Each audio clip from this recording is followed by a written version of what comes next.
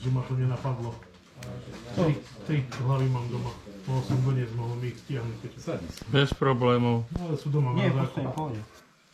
Budem sa s tým srať sám. To je ne, malé nůžky. Ja viem. To nebudú prvé, čo som spravil. Ani posledný.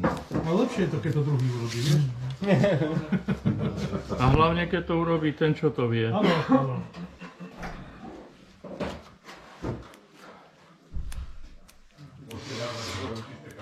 Na hlavičku treba nechať majiteľovi do vývaru.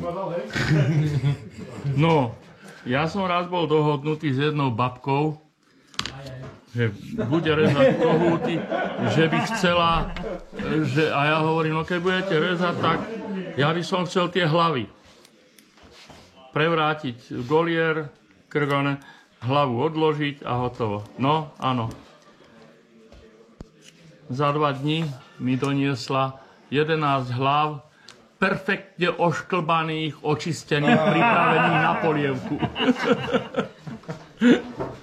No a pozrite sa, jednoducho, pravá, ľavá strana.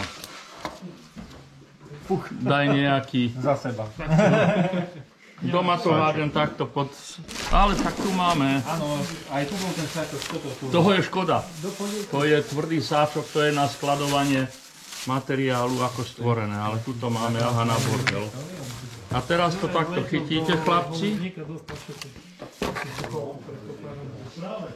Bol škodný. Toto.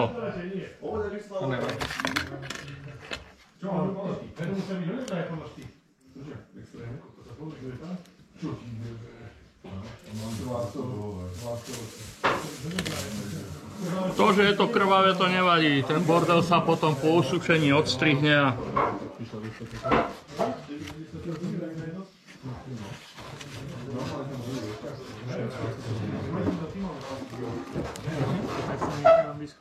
Áno. To sa nekonzervuje ničím potom? Nie, niekto to solí, ale ja si myslím, že toto vôbec nepomôže. Necháš to týden, 14 dnů, pak to z toho slúpneš a Koľko? Za 4 dní z tohto vonkovaného, za půl menu. z tohto vonkovaného kartónu